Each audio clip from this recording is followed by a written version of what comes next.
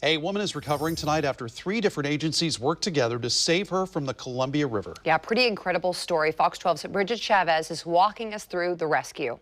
The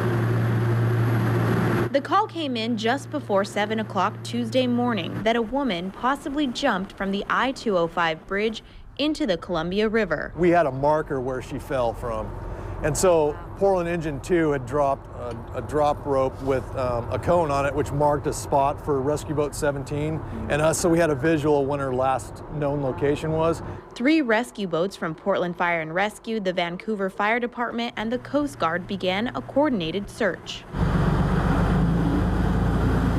Captain Nick Lazaretto tells me his pilot spotted the side of the woman's face just barely bobbing out of the water. She turned her head this way, and that's when we picked her up because we were coming from this direction. This is where the crew found the victim. She was holding on to the last rung of that ladder when they spotted her. They lowered this ramp just like this, and then they reached out and pulled her to safety. And she was still had grip, and so we knew that she was alive, so that was good. And then just trying to figure out what her injuries might be, you know, as we're pulling her on, to be as careful as possible.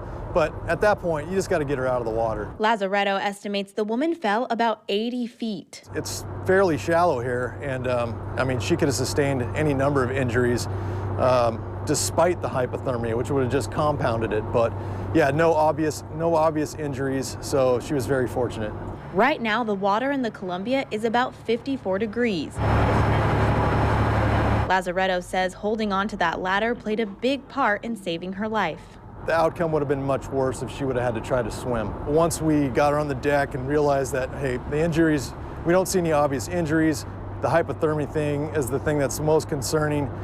We got her in the wheelhouse and dressed her up in some warming blankets to get her body temperature back up. Lazaretto says the combined efforts of all 3 agencies helped save this woman's life. Makes us feel good to be able to come to work, use the assets that we have, and to use them to actually help save somebody's life.